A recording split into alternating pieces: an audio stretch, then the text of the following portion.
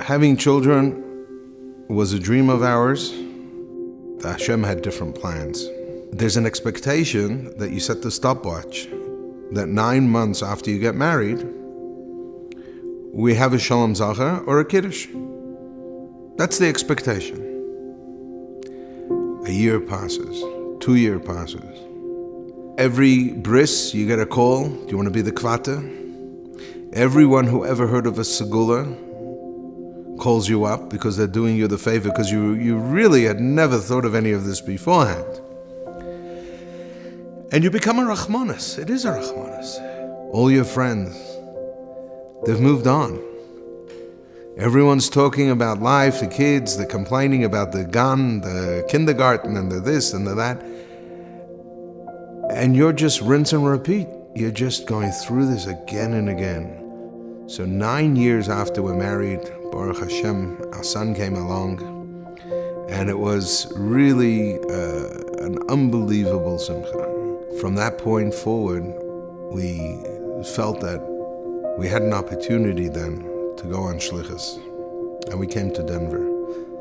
And coming to Denver was also good for us, because here in Colorado is the #2 fertility clinic in the United States. So we became patients here in Colorado.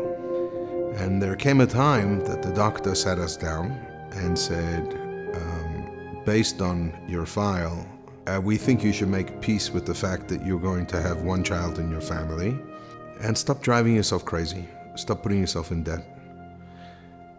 It doesn't look good. So what do?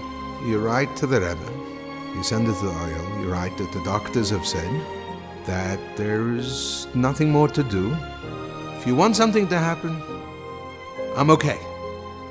But our journey has ended.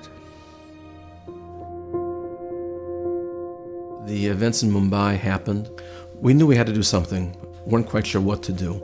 We made an event. About 300 people came, a real cross-section of the community. Had a few speakers, showed the video of Gabi and Rivki, a very moving event to inspire people to take on mitzvahs, to do something proactive to bring more Kedusha, holiness to the world. The sermon, the conversations, the memorial was just so moving. And I just disappeared. I disappeared into the moment. I didn't feel like there was anyone else in the room. So Dr. Glassner, who has the fertility clinic, comes over to me and says, Shraga, they took 5 of ours. I'm going to give 5 back. I just said I'll replace the ones that were lost. And I don't even think he heard me. The next day, we're unpacking all the events that took place, follow up with this one, follow up with that one. So I give Michael a call.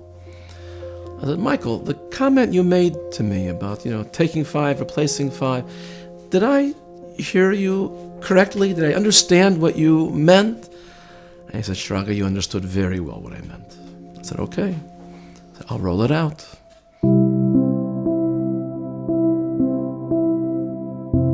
Shraga Sherman from Philadelphia is on the phone. Yossi, how are you? Remember we learned in Koilel together. Shraga, how can I help you? He says, Yossi, how can I help you? So I had no problem picking up the phone and saying, Yossi, I hear you have a situation. I have an opportunity. Does it interest you? I said, Shraga, do you know what it cost? 4 days later, I get a phone call from a rabbi from Denver. It was very clear we needed Lubavitcher Rabbonim to be involved in this process as well. So Baruch Hashem, Rabbi Ullman was able to get involved in this process.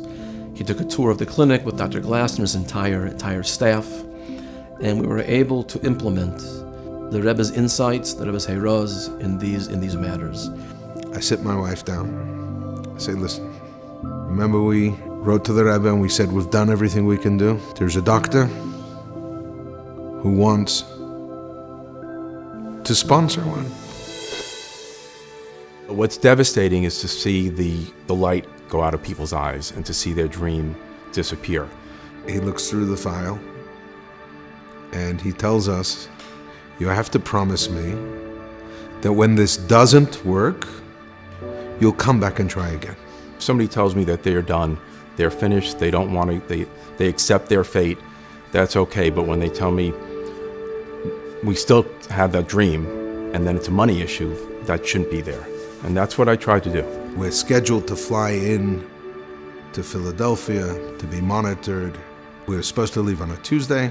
Shabbos, my mother-in-law passes away. Motzi Shabbos, after we hear the news, the first call my wife makes is to the doctor to say, we're canceling. I have a funeral to go to. I have to sit Shiva. The doctor says, where are you sitting Shiva? Wife says, Boston. He says, if I find doctors to monitor you in Boston, and you can come at the end of the week, Friday, you'll come back here. So my wife asked her father, and her father said, this is what her mother would want. Friday we come to Philadelphia, and after the doctor's appointments, we go to Rabbi Sherman's house, and here's a couple walks into the house that I don't think his wife ever met us before, and my wife's sitting shiva in his house. It was one of those moments where obviously it's tragic, and it's not enough that we're sharing some most intimate aspects of a couple's life, creating a child, that we have the opportunity to host her with the full cycle of life, the end to the beginning, everything in between. For my wife and I, it was an incredible opportunity to truly be there for a brother and for a sister in a time when they really needed it. All we had to provide was the space, but that space was crucial to them at that moment. And it wasn't just a physical space. We tried really hard to create an emotional space where she could, on the one hand, grieve a loss, and the other time, at the self-same moment, focus on creating a future. The synergy of those two dimensions coming together, it's like Ne'ilah. It's unbelievable. 9 months later, Ches Cheshvan, twins are born. Full term, healthy, 10 fingers, 10 toes, twins. That first few years when I was taking care of rabbis, there was medicine that was beyond medicine, and there was some divine intervention. I'm sure Hashem was part of that, because on paper they weren't going to get pregnant. Following up with the OBGYN, they tell us, that after twins, sometimes there can be spontaneous pregnancy, and maybe you would consider birth control. So I'm looking at this doctor and I said, 1 second, you're saying that after trying for 20 years, it could be that we may have a baby naturally? He said, yes. You understand? So we need to do something about it. I said, do something about it? Are you crazy? 20 years I'm paying, and now if Hashem wants to give us one for free, we're going to say no? Out of this phone call from Shraga Sherman, what was us making peace with having one child, we're now, Baruch Hashem, have a family of 4. But we're a miracle family.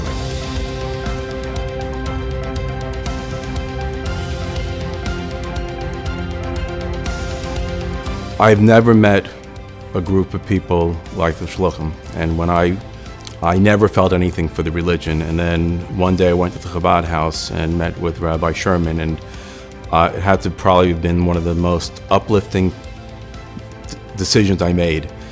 My dream is to one day be financially secure enough that I can just do this for free, because that's what breaks my heart, that people don't open the door, don't come in to try. Sometimes we think if another shliach gets involved with one of our balabatim, it will affect us. And what this proved to me is that it affected me very positively. My relationship with Michael is of a different nature than it was beforehand. Because after Yossi, there were a number of other shluchim, quite a number of other shluchim, that came through Dr. Glasner's clinic. So when the event in Mumbai happened, and we know the Rebbe's approach is you got to do. Hemshech HaBinyan, continue of the building, that's what's going to bring the comfort and consolation. So we have to be a Hemshech HaBinyan. And when you start something, you have no idea where it's going to go. And we see here the impact that it had on not just for Yossi and his family, but for so many other shluchim and shluchas. And I really thank the Rebbe for the schus that my wife and I had and have in this endeavor. Nothing tops it. Nothing tops it. When you sit and you think, there's so many problems in this world, and every one of us has a story. And when we meet each other, and when you ask somebody, be'emes, how are you? How can I help you? What could be something it's the biggest thing in the world. They can't deal with it. And you happen to have the key to help them. It's amazing. Whose brachas are they? It's the Rebbe's brachas. My life changed because there was another shliach who picked up the phone and called me. I don't live in his community. And sometimes I forget we even talked. Think, is there some resource I have that's beneficial to somebody else? We're part of a big family. And if you have a resource, there's somebody in that family that you can help. And often, it doesn't even cost you anything. It just is a matter of being in the moment, being aware that you're not alone. There's a big family, and you're the solution to one person's problem. Solve it today.